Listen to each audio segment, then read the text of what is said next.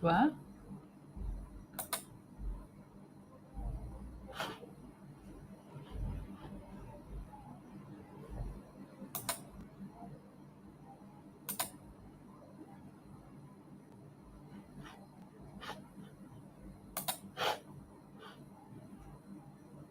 Okay.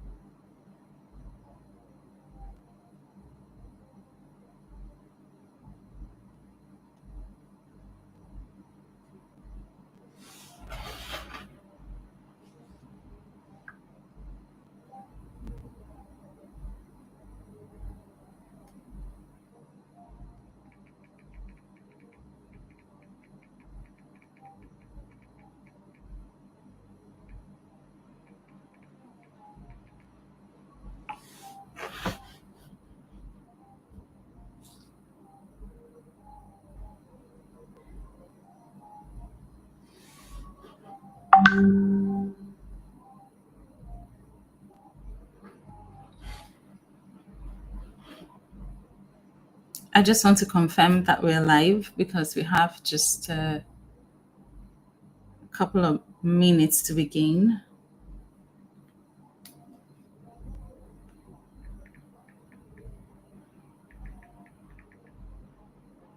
Great. Okay, so we're live then. Okay, awesome. So the class is supposed to start at 6 p.m. So we have 3 minutes. Let's try setting up other days.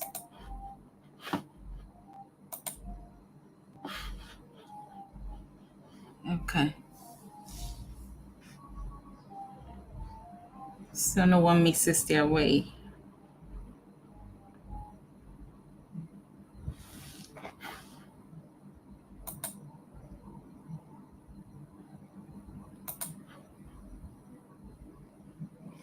For those who've joined, tell me, how are you doing? How are you? Is everything okay? How have you been?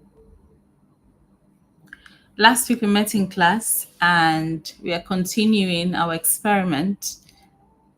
Okay, so we first met online for the introductory session, and then we had a live class meeting, an on-ground meeting. And today we're back online. We want to test this out, see whether it's possible to run this class,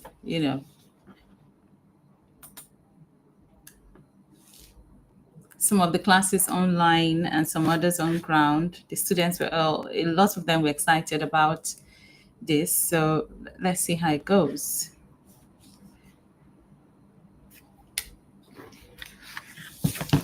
In 1 minute, we'll begin.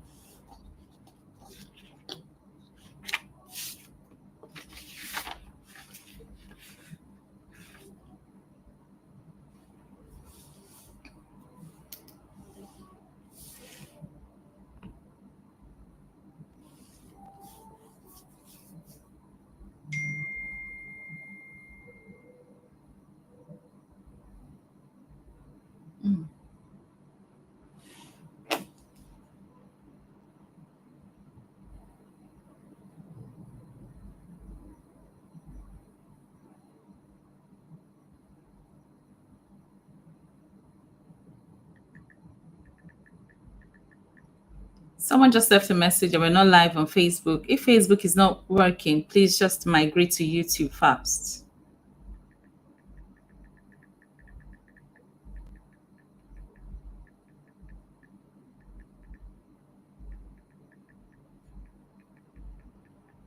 Technology sometimes fails. So, but from what I can see here, we're live on, let's see. Okay, so let me also, okay, so we use YouTube then, if that's what's working.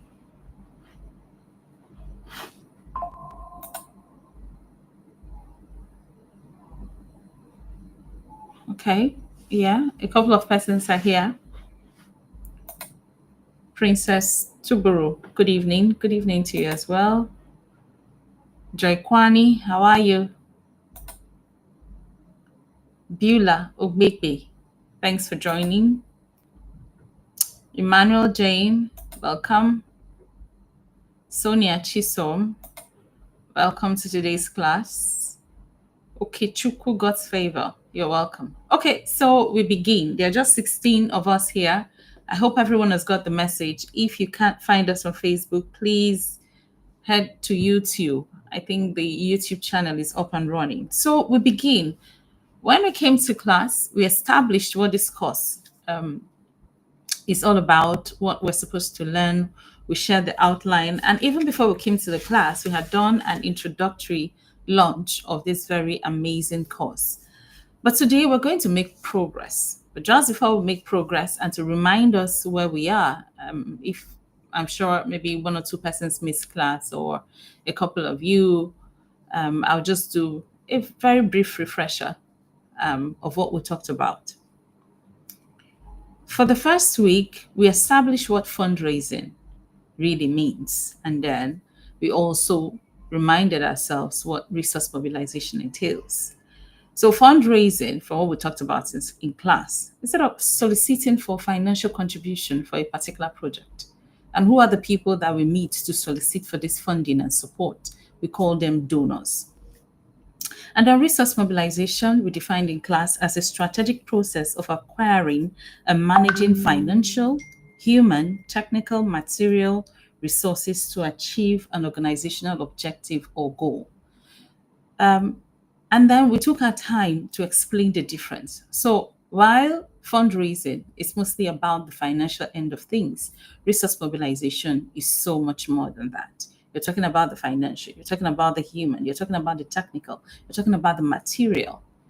Yeah, so we established that, we made a distinction, and we even did a little bit of a deep dive into the history to find out how fundraising, or in this newer term, philanthropy, emerged and where we stand in terms of the historical timeline. Today, we'll be talking about, like you see broadly on the screen, understanding donors and stakeholders.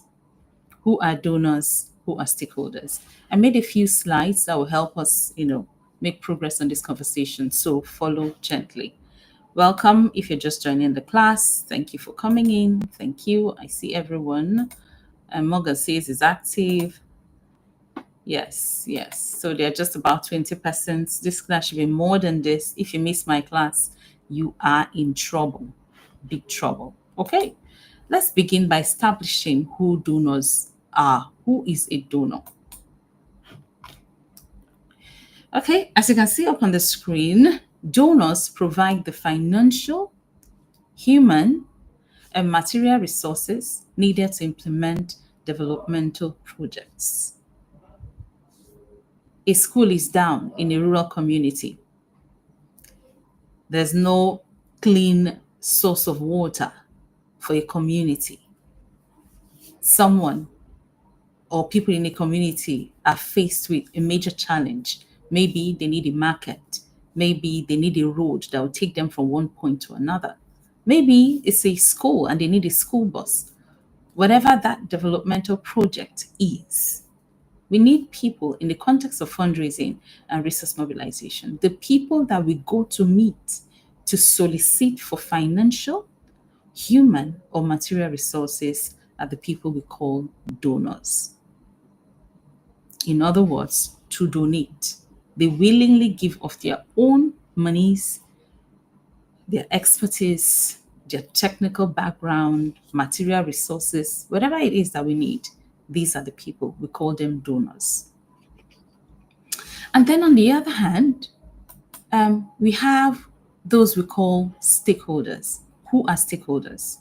Stakeholders include everyone, actors, anyone involved in the project, who is influenced by that project or who can influence that project.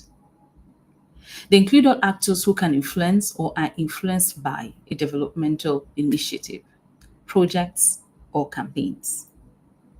When you go to your community to get work done, every member of that community is a stakeholder. The donor, the person who is bringing the financial support to get the work done, is a stakeholder. The local government chairman is a stakeholder. Everyone who is affected by that project and who that project will affect. In other words, the people who provide the money and those who benefit as a result of the project being completed are those that we call stakeholders. So I want you to begin to imagine, what is that need in your community? And who can you identify as a potential donor, someone who will bring the financial backing to get that problem solved? Is it the government? Is it an NGO? Is it a corporate organization? There's an oil spill, right? And it's affecting the waterway in a particular community. But anyway, you have maybe an NGO or a foundation, and you feel like there's something to be done. Who are the people who qualify as members of that community? Who are the people that will label government agents? Who are the international supporters of that project? Who are the companies? What are their names that do work around that community? Who are the people that we can reach out to say, come help us solve this problem? Yeah. So in certain other contexts, in the context of management, for instance, we have two different types of stakeholders. We have internal stakeholders, we have external stakeholders. We'll talk about all that. But just to kick off the conversation, it's important that we understand the difference between a donor and a stakeholder. A donor brings the bag. A stakeholder is somebody who benefits or is affected by the project. It's important that we establish this difference.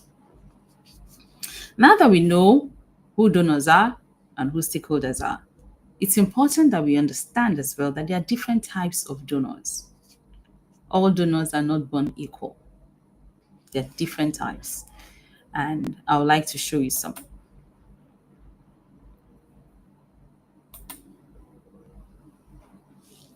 There are 4 categories of donors in the context of fundraising and resource mobilization.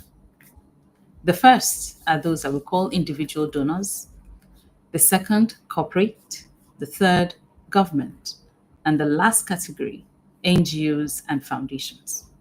And I want us to dig into each of these categories. Individuals, these are people who, private individuals, private people, men, women, young girls, young boys, people of affluence, people who have the heart to give, to support, to dig into their own bank accounts and say, look, I understand that this is a need. I understand that this is a problem, and I want to support. But you know that you have to actually approach these individuals. You have to solicit their support. But there are people like that, human beings like you and I, who decide to give in support of a project. A school may be down in, say, Opobo, local government area, and they've been trying to reach the government to come do something. They've tried to engage the local government chairman, but nothing is being done. You and I, maybe, let's say, for instance, Chibrama may decide that this is really, really important, and the people of Opobo will benefit from this school functioning well. What does he do? He goes to the community, all stakeholders, members of the community, the chiefs, the elders, opinion leaders, political leaders, and he says, look, I need you to come see the state of this school, and let us think around what can be done. In having these conversations with them, they may reach the conclusion that, okay, let's have an event. Let's do a fundraising dinner where people, members of the community who understand that a school being in this community benefits all of us, that the young people in this community won't have to travel too far to attend school. If we fix this one, it will serve our interest. They may decide to have, therefore, a fundraising dinner to say, we're going to call all the wealthy people in Opobo. In fact, we're going to launch out to everybody, because at the end of the day, we don't even know who has what. So everyone should please come for this dinner. And at that dinner, they will talk about the school, they will show images of the school, and Chibrama is there working with his team. And at the end of the day, he will say, look, we need 10 million to get this work done. Then individuals, people in that fundraising dinner may decide to contribute. Some may bring 1 million, some may bring 10 naira, some may bring 15 naira. There are so many schools around the world. When you think about Botswana, for instance, their entire educational infrastructure, historically, they've done amazing work just by relying on people who are natives to get work done. And what, for instance, did in Botswana was to celebrate them by listing out their name. When you go to universities in Botswana, you see the list of people, community members, family members who donated to get schools built. So in this case, people in Opobo may decide as family representatives or as individuals for themselves to donate to that cause. At the end of the evening, Chibroma may have raised 9 million or 10 million or 50 million or even 100 million to get work done. So the first category of donors are individuals, people with a heart, people with altruistic qualities who decide to say, there's a need here, and I feel like it's important that I give of the small body from my lot that I have to support this cause. It's really, really important. And we see this happen all the time. We see it happen in churches, we see it happen in clubs, we see it happen even within families, that individuals within those families may say, okay, we have this daughter who wants to go to the UK to study. Her parents don't have money, but we all are also members of a family. Let's see what we can do. And then individuals will begin to pitch in. So individuals are the first class of donors in the world of fundraising and resource mobilization.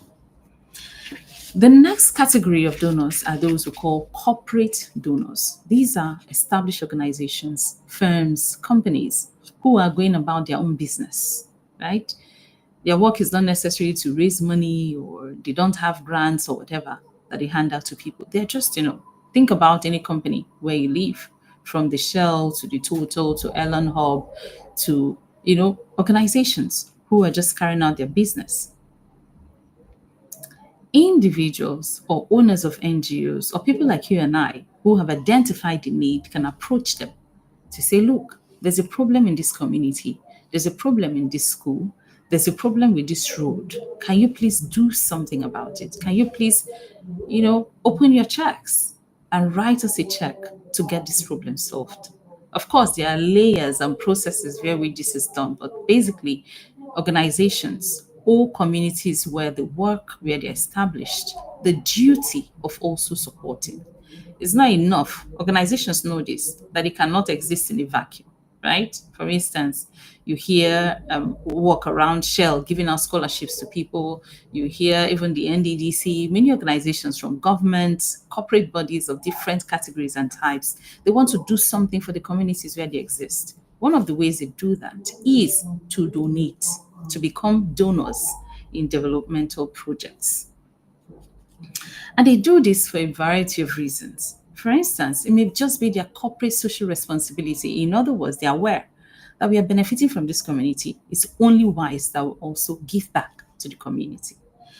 They may also do it because they have a special purse where they can do sort of sponsorships, right? They may have a budget as part of their own plan as an organization to sponsor different projects. And then it could also be sort of course-related marketing,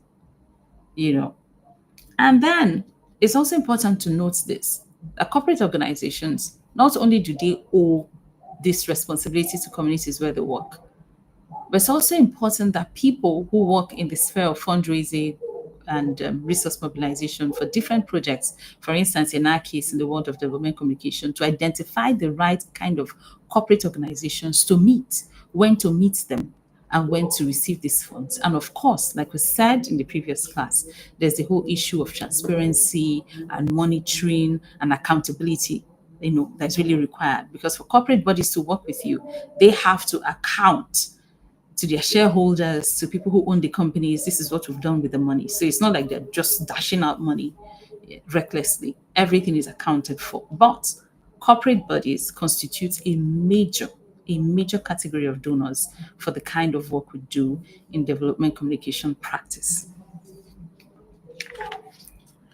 The next category of donors, the government, right? This one is the local government chairman, the governor. We hear it all the time. There's a flood somewhere. The governor may just go there and say, okay, 500 million to solve a problem, right? That's not part of their budgets. That's not really something that they plan for. But they have a pause where if something urgent happens and people approach them, they can quickly release those funds. You see here when they go to churches, and for instance, a church, they have a new building or they have a major project, you hear the governor say, okay, we're giving to this church 1 billion and so on and so forth. That's the same way that individuals can approach government agencies, government parastatals, government sub bodies to say there's a problem somewhere. Can you please look into your budget and see whether you can squeeze us in and release some money for us to go solve the problem? The last category of donors are NGOs. NGOs mean non-governmental organizations and foundations. Okay, we've heard that label and we're going to hear it a lot in the course of we're going to hear it a lot in the course of development communication practice and in several of the courses, and of course in this one. So, non-governmental organizations and foundations are our last category of donors. But I mean, in many instances, these labels are used interchangeably, but they are not the same thing. NGOs are quite different from foundations. I want you to please write this down, okay? In the context of NGOs, these non-governmental bodies, in non-governmental means they are not answerable to the government and they stand for non-profit organizations. In other words, they're not there to make money for themselves, right? Foundations, on the other hand, are family-owned kind of businesses. These are platforms where established people want to support projects, want to fund things that they feel are important. It may be in the sciences, it may be in agriculture, it may be in health, but they are controlled by an individual or the source of funding comes from one person. NGOs, on the other hand, can source for money from different parties. They can go to government, they can go to corporate organizations, they can go to individuals and so on. But foundations are mainly sponsored by families or particular individuals. It's important that we make that distinction. So NGOs are into service delivery. In other words, there's a problem somewhere, they will organize their team and look for money, solicit funds from different types of donors, and they solve it. Foundations, on the other hand, if there's a problem somewhere, they are usually approached by NGOs to say, can you please give us some grant? A grant is a kind of fund that you need to solve a problem that you don't necessarily have to pay back, right? Can you please release some funds? We know that we've heard, for instance, like the Dangote Foundation and Ford Foundation. There's so many foundations. What they do is they release the monies to NGOs and to individuals who are into development to solve problems. It's not about them. They mostly do not solve these problems directly. They pass through channels to solve the problem. They mostly meet NGOs or other kind of funding bodies to solve the problem. The major distinction is this.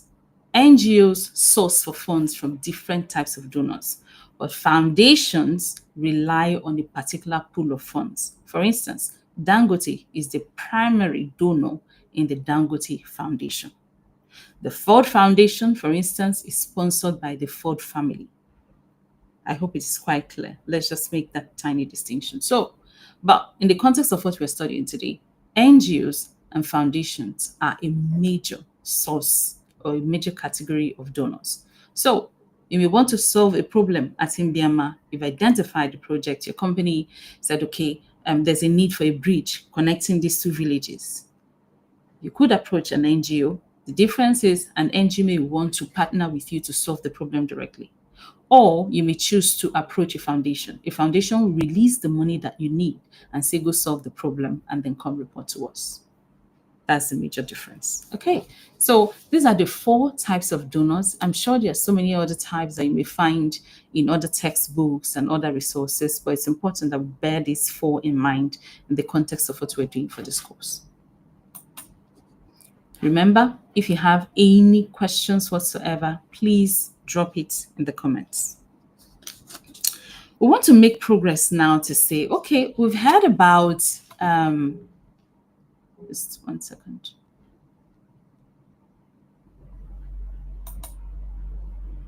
So we've heard about donors, we've heard about stakeholders. We know the different types of donors. But there's a critical question, which is why I left the article by Beckers and Wepping on the WhatsApp platform. The question is, why do donors give? Why do they bother? Why is it important that they give? What is the motivation for giving? I remember I talked in class and I said one of the things that we're going to learn in the course of this particular course is the role of emotions.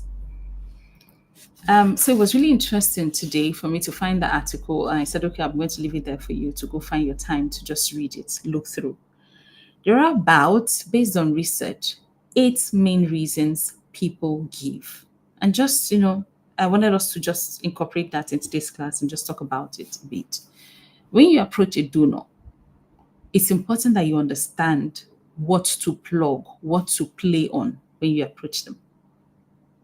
What are their motivation? Why do people bother releasing their funds? Why would the foundation give you money to go solve a problem? It's not their problem. It is not even your problem. It's about a community in one faraway village. So why would they bother? In this article, Beckers and Wepping were really, really smart in doing this sort of comprehensive study. It was a literature review study where they looked at the different reasons and they came up with about 8 solid reasons why people give. And I want us to quickly look through them. The first one is awareness of need.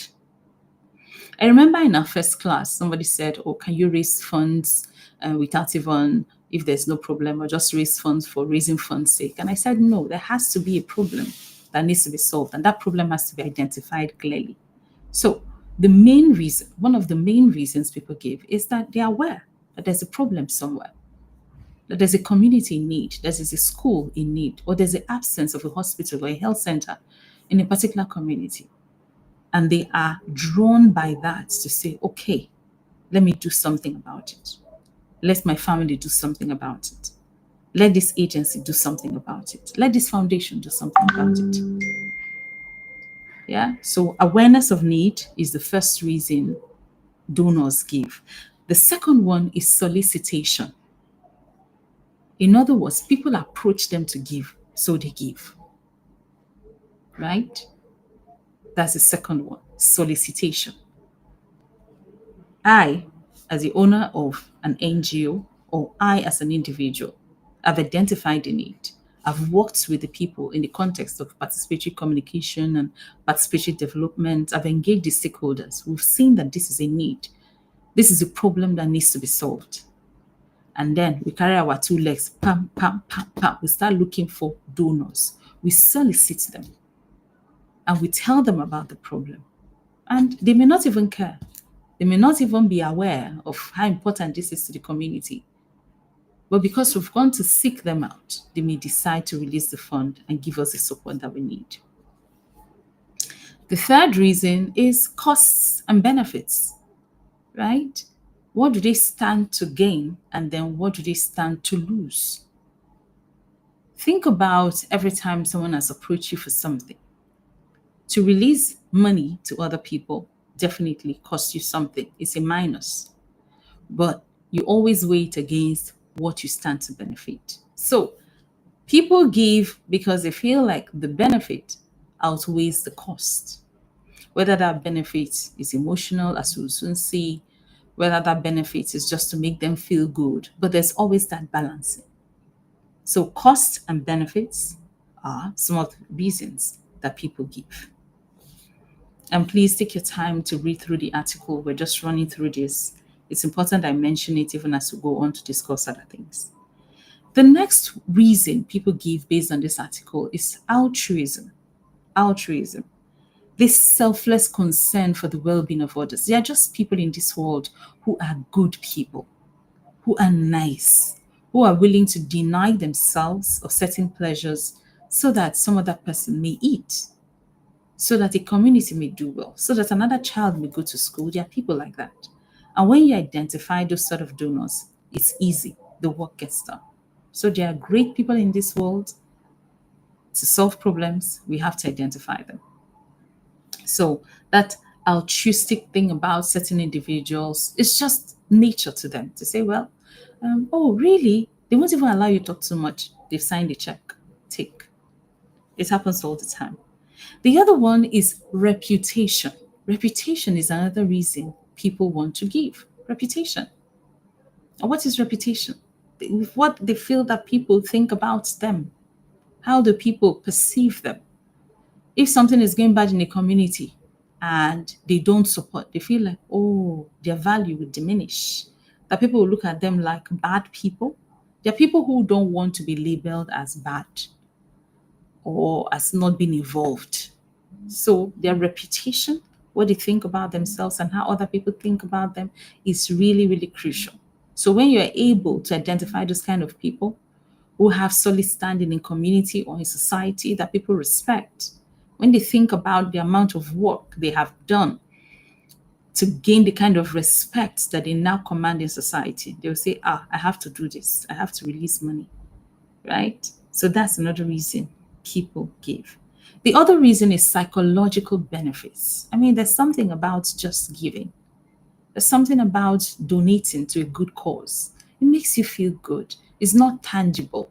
It's not just about your reputation. It's not just because you're selfless, but there's something inside, that kind of relief, that kind of peace that you feel on the inside that is not measurable, that is not quantifiable.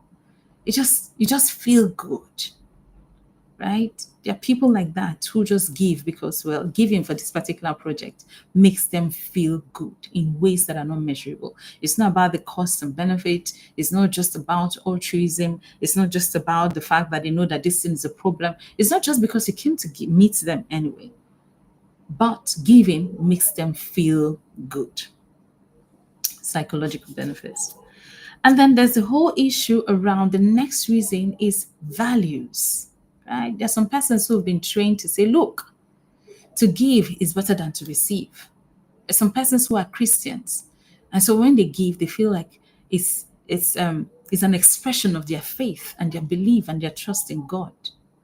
And they know that when they do that, they too will be blessed. When you identify those kinds of people, it's also very easy for them to support you, to support your organization, to support the project. It's quite easy. Value. They think about life and they say, oh, what is it about this life? I mean, I have 10 cars. I may as well sell one to help somebody else. That is what they believe. That is their own standing and stance about life, their understanding of life, and how, of course, that shapes them. And I think everyone really, those are things that we can identify with in many ways. What are your core values? What are the things that you hold dear? What are the things that you can do and not do? There's some persons who their own makeup of life is to say, well, giving is a kind of practice for me. If I don't give, I don't feel good. So once you meet them, they're willing to immediately share. They're willing to immediately support without struggling too much. The last reason, according to this article, that people give is efficacy. The belief that their contribution will make a difference. No matter how small it is, no matter how large it is, they just feel like, oh, they're building a market in my village. I may not have all the money. I wish I had all the money to just go build the market for them. I feel like this, my 1,000, will go a long way. Please take this 1,000, support. There are people like that. So anyway, not to bore you or stretch this too long, when you read the article, you have in-depth understanding of this. But these are the 8 reasons that donors give. Why is it important that we know why people give?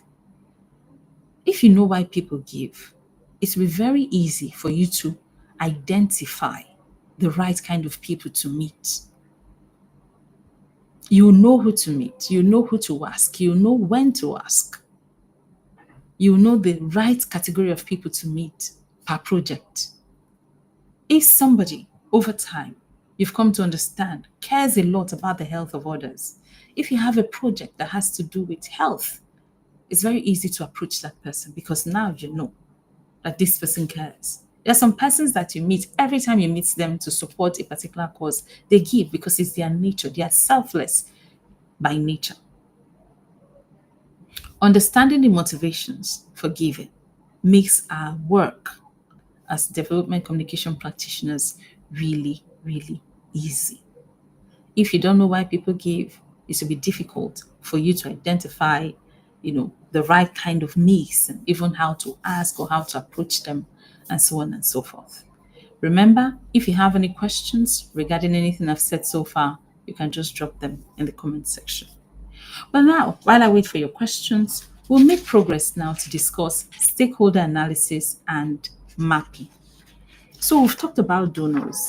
We know the different types of donors. We're going to now dig in to understand more about stakeholders. We already know, we've already defined sort of who stakeholders are. All actors, everyone who is affected by a developmental project or affects a developmental project.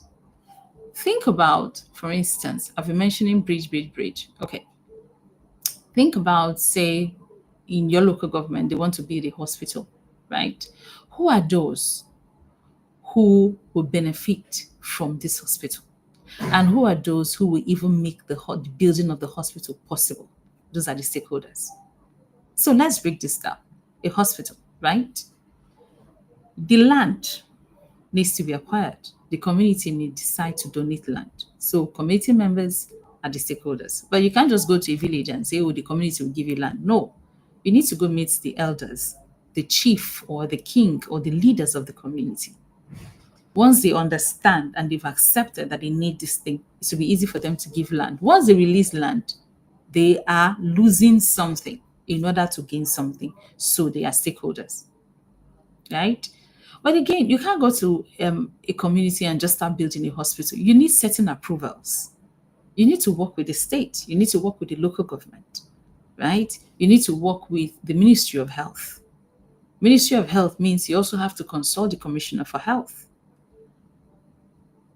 right? So see how wide it goes. Who are those? What kind of hospital are you building? Is it for children? Is it for women? Is it for just a general hospital where anybody can engage?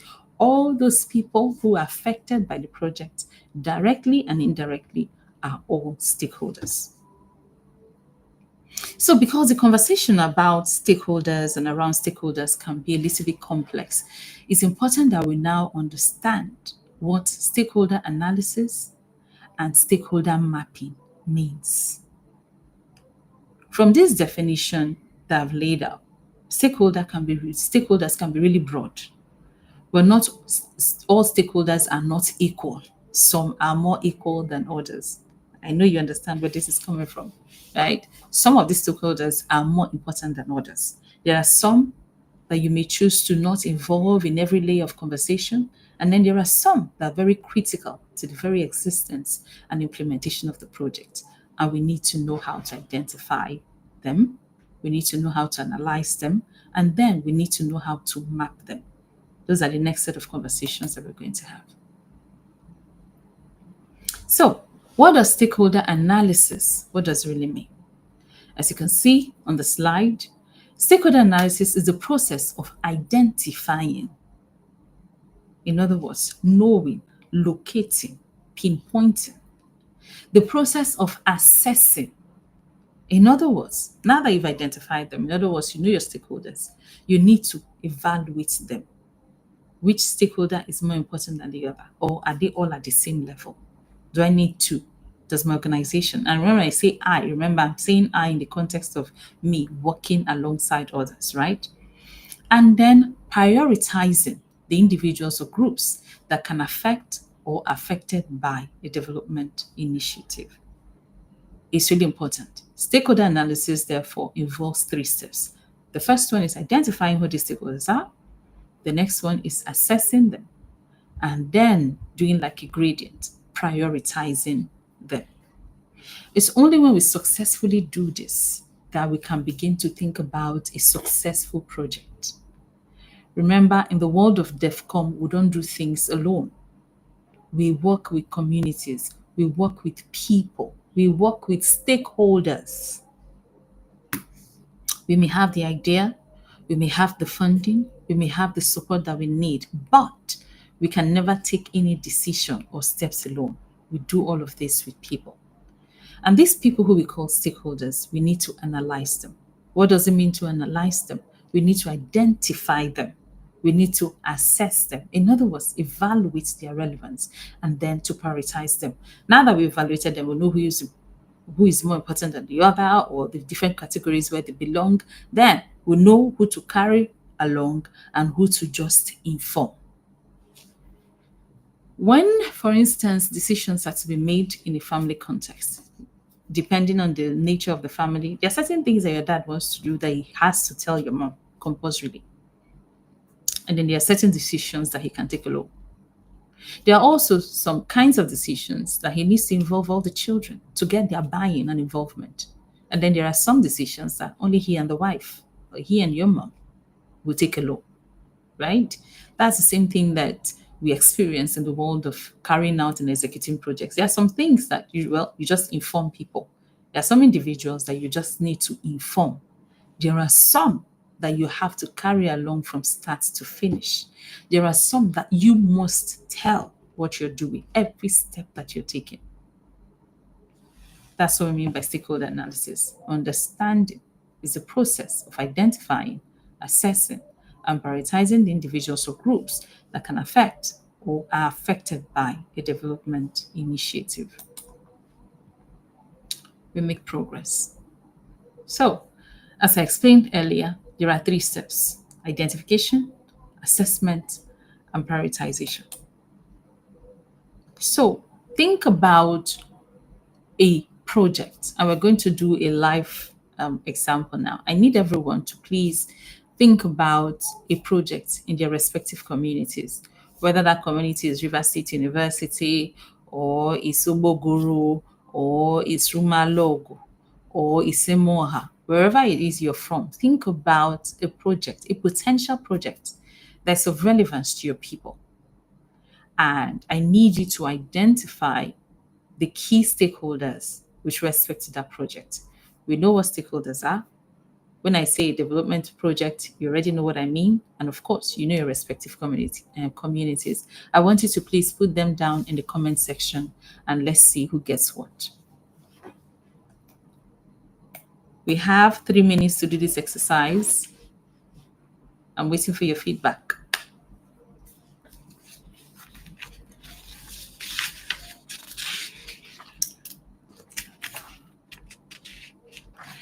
Identify the key stakeholders or the stakeholders in a development project of interest in your community. Whether it's in the world of education, health, welfare, whatever sector. Some persons are showing up late for this class, but I see you. Good evening to you as well. Think about one project and list the relevant stakeholders with respect to that project.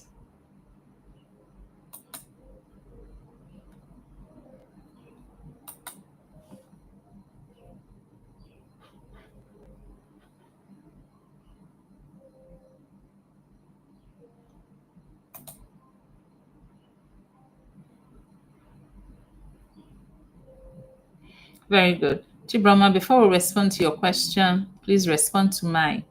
One project in your community that is of relevance to your community, and who do you think the stakeholders are? We will deal with your question subsequently.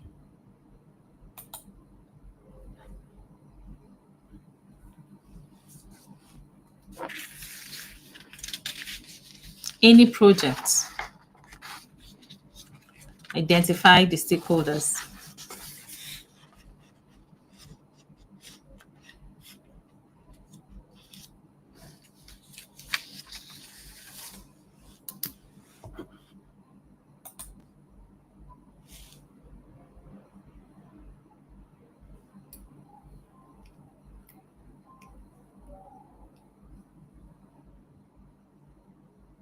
Do we have people in this class? I'm waiting.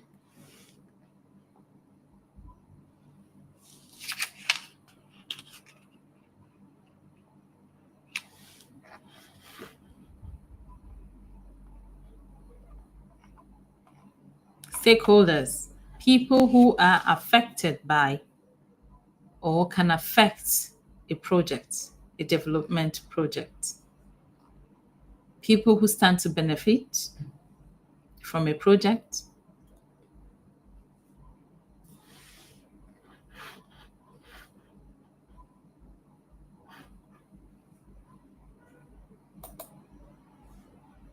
Okechukwu God's power, provision of healthcare systems. You need to be more specific. What kind of healthcare systems? What do you mean by healthcare systems?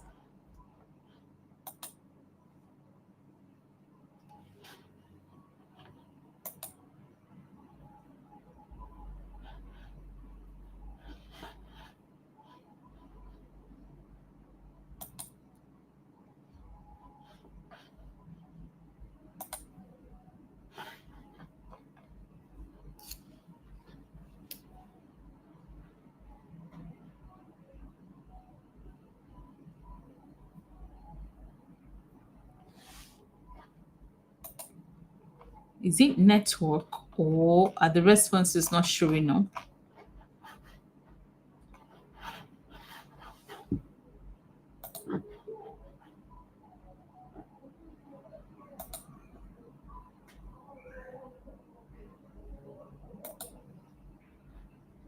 Okay.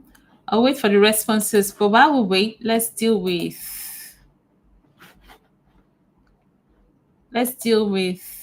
okay. Oh, I'm just seeing this now. Okay. Chibroma says electricity restoration in IBA. The stakeholders include local government, sole administrator, yes, in the unique case of Rivers State, where we are now run by outsiders, in my view. The CDC, Community Development Chairman, PHED, the IBA people, and business owners. Well done. Yes. Well done. Well done. This is good. Okay, let's see the response. Livelihood supports key stakeholders, the chief, men, women, youth, and also an NGO. Okay, good. What do you mean by livelihood support, by the way? Treasure Chisa, well done. Well done. We're making progress here. Ma, if a corporate organization like Shell feels that the road that leads to Elime is bad and need to be fixed, for instance, how would they go about it? Because nobody, community members, solicited for. Okay, so respond to my question and then I'll respond to yours. Okay. Victor, for example, in my community, a project like renovating the community secondary school in the community, the stakeholders are the community members, leaders, and government officials. What category of government officials? Because government officials is so broad, but well done. This is a real good effort. Well done. Well done. Let's see. Reconstruction of primary schools in my community. The stakeholders are the students of the school. Only will the students provide the money for the renovation or the construction of the school? Are they the only ones who stand to benefit? Right? We've explained what stakeholder means. Those who are affected by and those who affect. In other words, those who will make the project possible and those who will benefit from the project. Right? So there's a two-way here. We've only identified one set of stakeholders, the students of the school, because they stand to benefit. What about those who will make it possible? Because the students, like I said, cannot construct the school, but good effort. It shows that we're making progress here. Okay. Okechukwu God's favor says hospitals. There are no hospitals in my community. Really? What community is that? I would like to know so we can push it to the states to look into it. Stakeholders are government and community members. Well done. I want to hear more detail. Break it down for me. Because when you say government, you and I were the government. What government exactly? Who exactly are you referring to in getting hospitals established in your community? It's really important that we drill down. Remember, it's identifying them. That's the first step. And then you have to assess them. In other words, evaluate their relevance. And then the last step in stakeholder analysis is to do what? Prioritize them. Who comes first? Who comes second? How important are these people? Okay. Princess Tubaru says, water issue in Bayelsa State. What do you mean by water issue? You have to break it down. What kind of project? We know that, of course, Bayelsa for many states, they have challenge with clean water. I want you to be more specific regarding your projects. Okay. Joy Kwani project, the reconstruction of a Okrika Grammar School, OGS, stakeholders, government, church. Really? Church? How? It makes sense. How does the school, I need explanation around this. How does the school, is a school a church-owned school? OGS, I believe, was recently reconstructed or remodeled, right? If you're giving this an example, I want clear instances. What do you mean again by government, and what do you mean by church? Why is the church involved? Yeah. How do they stand to benefit? Or are they the ones bringing the money for the project? You need to be clear on the kind of examples you're giving. Okay, let's see. Oganetejeri says, providing hostel accommodations for female students at Rivers State University. The stakeholders include the school authority, the student union government. Really? Okay, well, student union government, I see where you're going to with this. The school authority. What do you mean by school authority? You want to break it down. You want to break it down. But I don't see who exactly, in the context of Rivers State University, school authority, can they really fund a brand new hostel? Yeah, I want more detail there. I was hoping to see, some government parastatals or agencies or some NGO or some foundation, okay, to sponsor this kind of project. But thank you so much. I believe that this is a need. That's why you called it out. Okay, there are more examples here. Ayola Mary says proper drainage system in Rumokwachi, Port Harcourt. Well done. Oh, so there's a problem at Rumokwachi that has to deal with this. This is really, really good, but you haven't told us who the stakeholders are. You've identified the project. You haven't told us who the stakeholders are. Okay, let's make progress. Renovating the market in my community. Stonebridge says renovating the market in my community. The stakeholder includes the local government chairman, the community chairman, the men and women of the community, and organization in my community. Well done. But what organization though? And who is going to fund it? Anyway, thank you so much. I love the feedback. It means that at the basic level, at least, we know who stakeholders are. I've been able to identify some of them. In the future, as we make progress, especially with respect to our own project, when we finally decide on what we're going to do for our course project for this semester and for this year, then we'll even dig more into this. Well done. Well done. I'm super proud. We're following the conversation. Okay. Now, one of the things that we mentioned is prioritization and assessment. Okay. To carry out an effective stakeholder assessment and prioritization, we need to carry out what we call stakeholder mapping. Stakeholder mapping. And what does it mean? A map is a visual representation of something, right? We have identified who the stakeholders are, but we have to place them, we have to visualize them, we have to put them, we have to categorize them, not just list them. We need to know how important, who is more important than the other. And there are different tools to help us do this thing that we call stakeholder mapping. One of the tools really effective in the context of development communication practice is what we call power interest grid. Power interest grid is a stakeholder mapping tool. And what does it do? We have a list of our stakeholders, right? We know how important they are and so on at the general level, but we want to dig in even further to find out who is more influential and who has more, for instance, who has more power and who has more interest in the project. Who is more influential with respect to getting this project completed, and who has more interest in the project. So when you look at your stakeholders, you want to judge them on four different parameters. The first one is high power, high interest. The second one is high power, low interest. The third one is low power, high interest. And then the last one is low power, low interest. Why are these important? By plugging them into this grid, if you like, this visual display, you'll be able to know who to prioritize, who to measure as more important in getting your work done, and those who are less relevant with respect to your project. So we're going to look at some of the projects that you've mentioned and try to do a sort of a power interest grid. Let's look at this one. So somebody wrote here, Victoria Osaroboro. Let's take this one.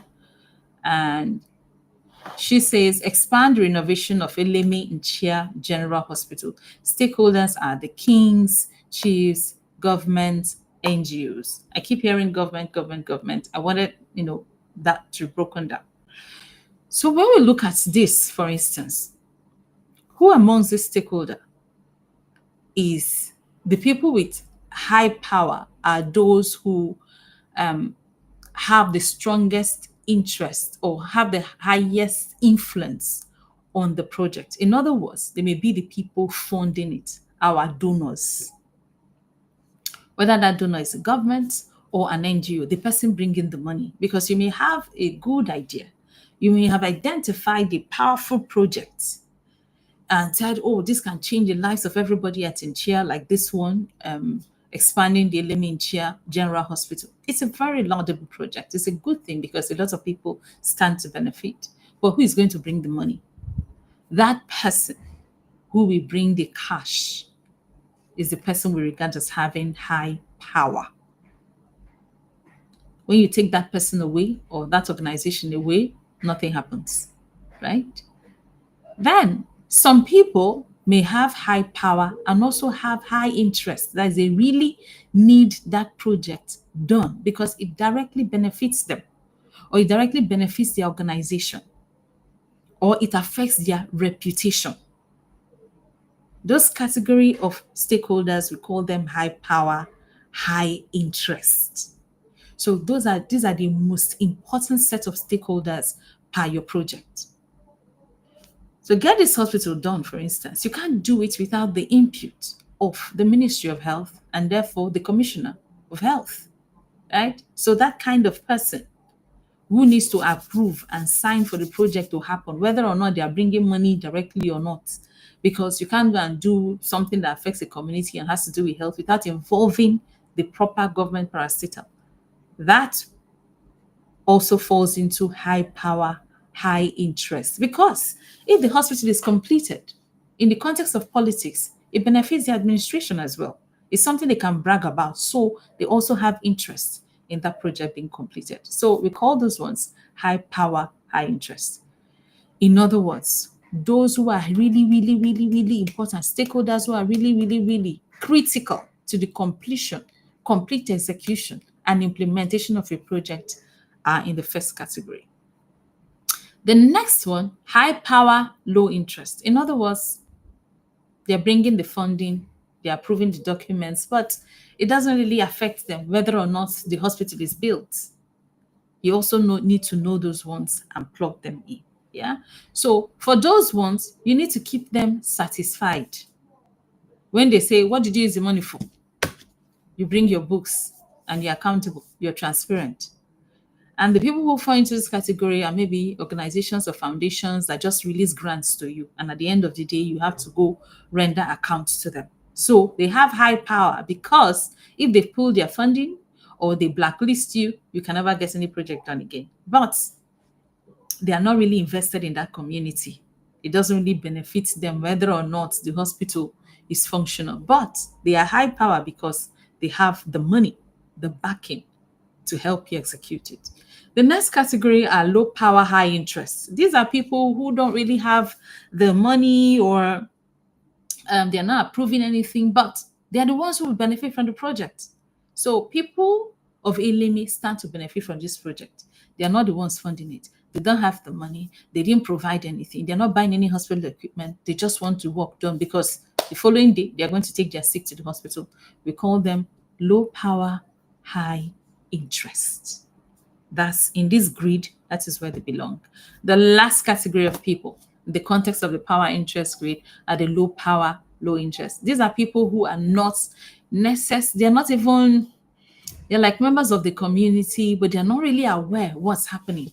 So in carrying out your work, right? These are the people you just monitor them, like the youth in the village who maybe when you're carrying out your project, they may come to scatter something, or they may come to, you just address them.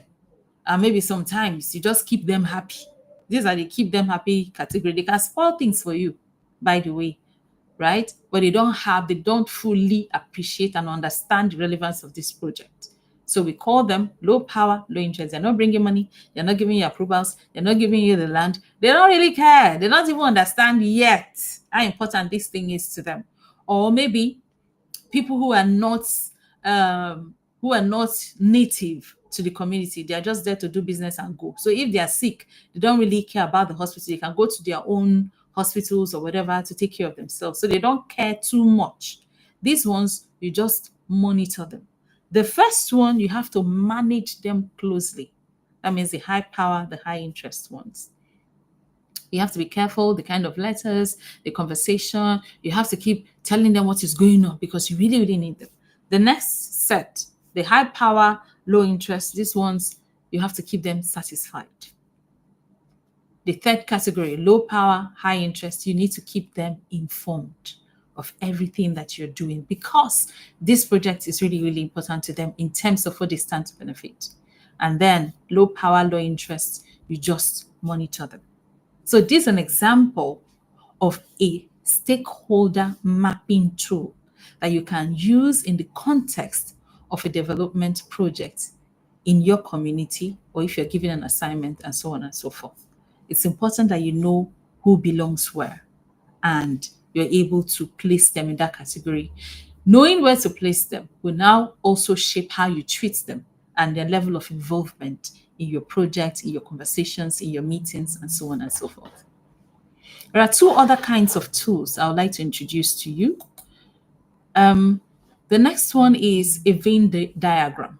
Remember, mapping tools are just to help you visualize your stakeholders, to help you, when you visualize them, in other words, categorize them in a way that you can visually interpret their relevance in terms of their level of influence and their level of participation and so on and so forth.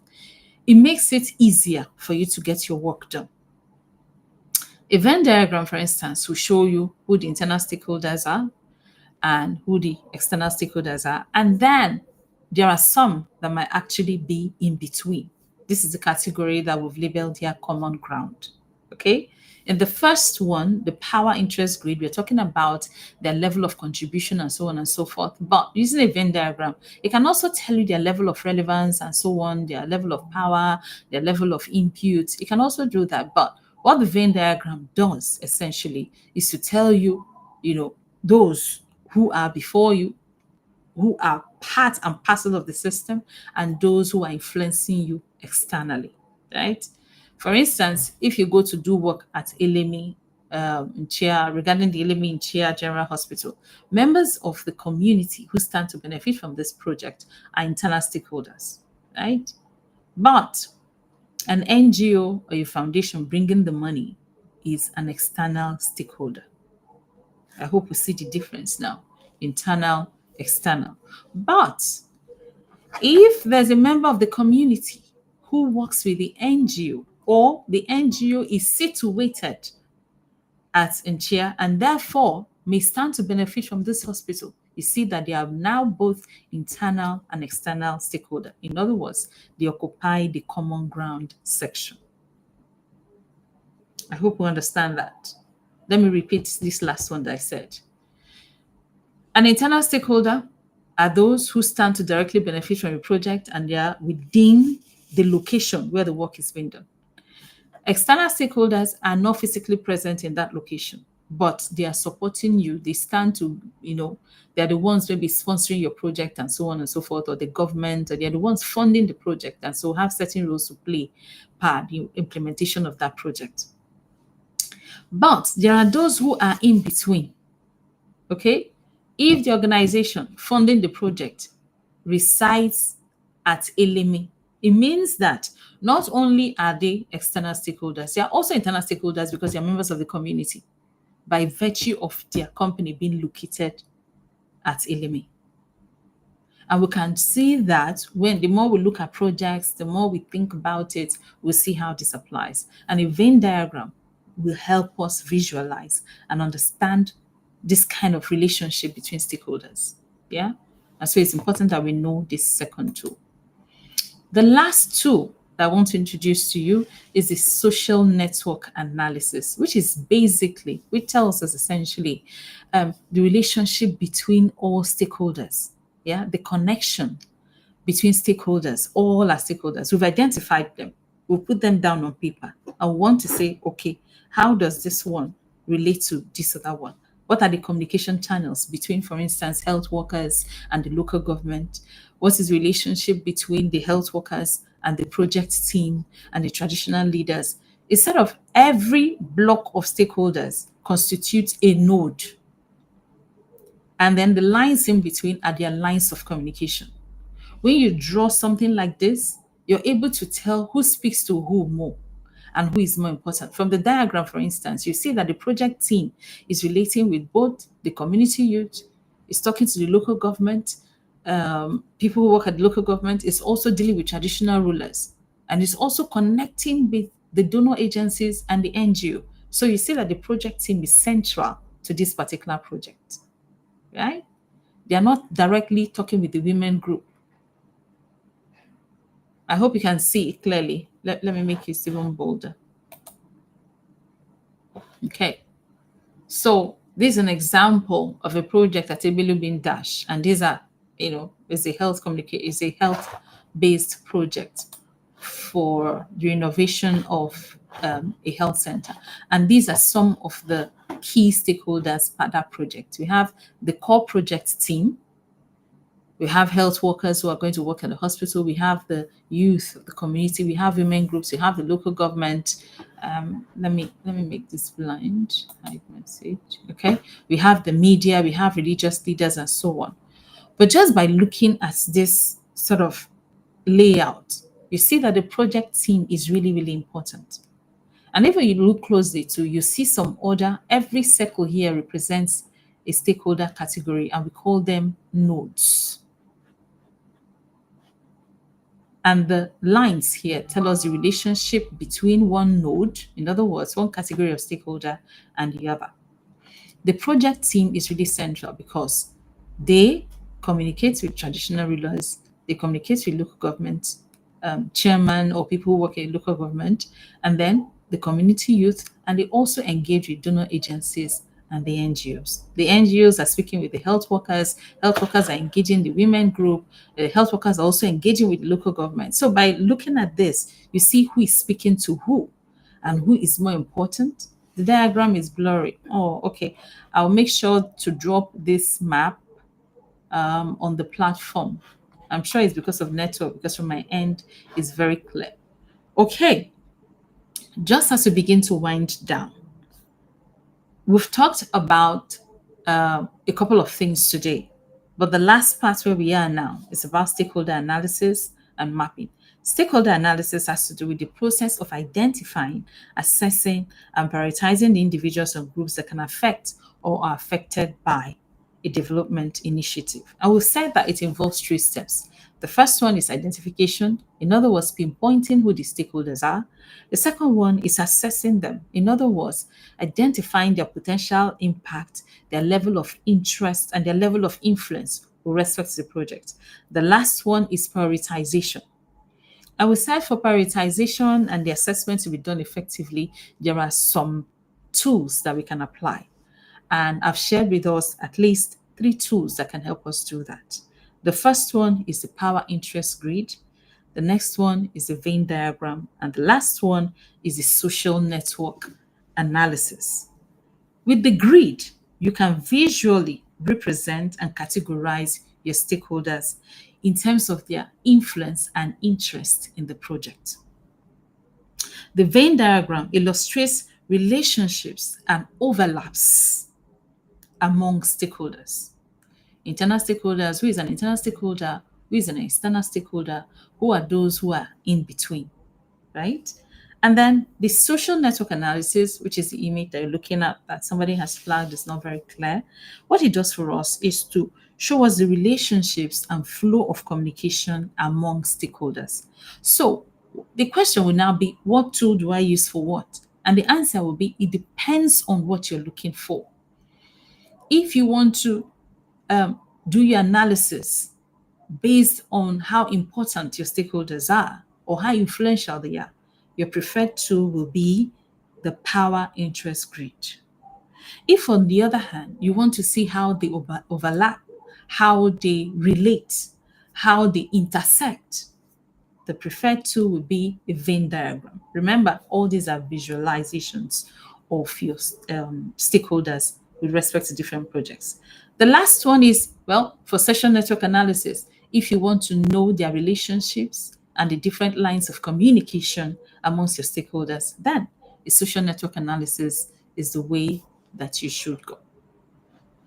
Okay, all right. So remember, we started today's class by wanting to understand who donors and stakeholders are. And I believe that we've been able to touch that. Like every class, and I mean, for some persons, they've listened to me, and so they've heard just about everything I said. They understand everything. For some others, they may need to go back home and condense it. The beauty of having a class online means that, well, the content now is on demand. You can come back, watch, take your notes, ask other people, do more research. I left a couple of resources on the platform that you can go look at, and you find a lot of the conversations we're having here.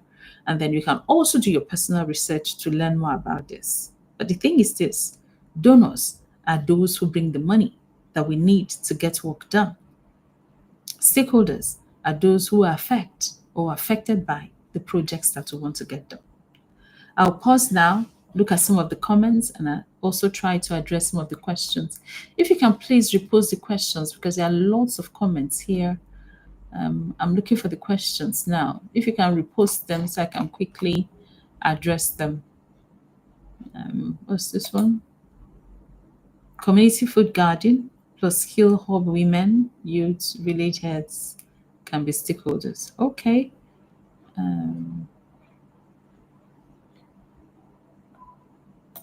Let's see this. Landlords and community chiefs, River State Waste Management Ministry. What was the project? 3, 4. Where is 1, 2, 3? Okay. Nengi is responding to my earlier question around identifying the project and the stakeholders. And she says the provision of boreholes in Abriba in Amogudu community in Abia State. Stakeholders are Abia State government, Abriba Community Improvement Union, good, local community members. Well done, well done. This sounds interesting. I'm looking for the questions. I know there are a couple of persons. Okay. Miracle said, I think setting up a community food garden where locals, especially women and youth, can grow vegetables like pepper, ugu, okra. Okay, yeah, I get what you're saying. But remember, even though we're doing like a test case, right? I'm presuming, I remember for every project that has to do in the world of DEFCON, we say something is a development project because we have done our research and we are working with other people who are affected by this project or affect the project. In other words, stakeholders. Yeah, we don't reach any conclusion by ourselves. A project is only a project if there are people who are willing to partner with us and agree that this thing is a problem that needs to be solved. If it's not a problem, then there's no need for it. Okay, so yeah, while a community food garden is an idea that is brilliant, you want to be sure that it's rooted in the community and it's also driven by them. Because once you have that done, once you have people involvement, your work is half done. I'm still looking for the questions that some persons raised. Again, if you can please repost them. Okay, so Victor says, can a stakeholder also fund the project? Say local government chairman in a project that involves renovation of community secondary school. Yes. I mean, it's a funder of a project is a stakeholder. Have you been following this class? A stakeholder is somebody who affects or is affected by meaning that they have a role to play in the project, whether it is funding the project, in other words, bringing the money for the project, or they benefit. So, of course, a local government chairman qualifies in the context of renovating a community secondary school. By the way, I don't know whether I don't know how many persons saw the call that I made on Channels TV regarding the state of the secondary school in my village. I've received word today that work has commenced. I'm going to go back there and send my people to go investigate and see, because that is what we want to hear, that we draw the attention of the state or people or whoever, people who are responsible to get work done to improve the livelihood of people, and they respond. I'm really, really excited. I heard it today. Um, I'll share with you in the future classes the amount of work that is done or whether it's real, because sometimes they may say they are working on it and nothing happens. This is Nigeria, but it's really, really exciting. I'm really hopeful that work is being done there and that the students will now have the opportunity of enjoying a better and well improved learning space. Okay, I think there's a question that Chibroma posed, and it says, in understanding the complexity of stakeholdership, I like that, stakeholdership. How do you carry along all stakeholders in a situation whereby some stakeholders are anti the initiative you're pursuing? Interesting, very interesting. We said in our first class that not everybody will buy your idea, and that's why it shouldn't be your idea in the first instance. It has to be about the majority of the people. And if we want to think through what we learned about the power interest greed, for instance, which tells us the level of interest and the level of influence people have regarding a project, it depends. Your project will work if you're able to carry along, if you're able to successfully manage the people with high power and high interest. If you don't, it will fall apart. So the question of carrying everybody along is important, but you need to really know who are those who are critical. Yeah. So you have to, as an organization, as a body, as an individual that's identified the problem and you have the backing of the community, you need to now sit down and ask yourself, who are those without whom this project won't happen? And so you go for them. You need to convince them about the relevance of the project. But I also understand there are some times that something is great and people just want to kill it for killing its sake. You have to walk the high road. There's always a way. For everybody who is stubborn, for everybody who is whatever language you want to use to describe them, there's a bigger person. Yeah. But one thing I would like to always emphasize is the greater good. Once your intentions are genuine and you are able to get on ground support, it becomes really difficult for somebody to strangulate your work. They may do that for some time, but in the end, you always succeed because the intentions are clean. If, for instance, a donor is holding back your fund, you look for other donors. If an NGO has received grant from a foundation to get work done in your community and they are not doing it, you can write straight to the foundation and say, look, we heard that you've released funds to get this work done in the community. This NGO, they were working with us, but now they're trying to divert the fund to another community, and the foundation will step in. So there's always something that can be done. But if you've done everything and nothing works, then you want to take a break, give it some time, and then try again. Because sometimes, indeed, there are those kind of projects that you've done everything. I mean, think about the one that I went to in my village to talk about. So many persons didn't want. I couldn't even understand why anybody would want to challenge me or want to be scared that we're bringing national attention to a problem that, I mean, doesn't directly affect me as an individual, but affects my community and over 500 young people and the thousands more who stand to benefit if the school is up and running. But there are people who were like, you didn't come to tell us first. You didn't come to see me first. Why are you coming to the village and you didn't come to see the CDC chairman and the DAT chairman? I was like, what? Is this what this is about? But there's always a way. The work is being done now. Nobody has even called me to say, oh, I wasn't going there to say, give me a contract or give me this. No, no, no, no, no. It's for the good of the people. And I'm really excited that I'm receiving word that work is being done. I have to investigate and be sure. And like I said, I'll share with you. So yes, how do you carry along stakeholders in a situation where some stakeholders are anti the initiative you're pursuing? Well, these are the answers that I have for you. There's another question here. Andy can say, what if a problem is obvious, but the community members do not align with it? I'm just imagining such situation. How do you go about it? That's the point. I think those are one of the pitfalls of participatory development, right? And the whole issue of illiteracy and poor education. So something may be a problem. Some members of the community who are high up there or who are exposed and who understand the relevance may buy into it. And then some others may prefer something else or say, no, don't do it because the bad state works in their interest. What do you do? I'll keep saying that for every oppositional force, there's a higher force, right? So sometimes community members may not align. What do? You go a ladder higher, maybe to the government or to the local government, because if the government wants to do stuff, you can't stop them. They'll bring in soldiers, they'll bring in police, they'll bring military. We've seen it a lot. The governor, they've set up a budget and they want to construct a road. Some persons will just go there, community boys will say, you must come to settle us.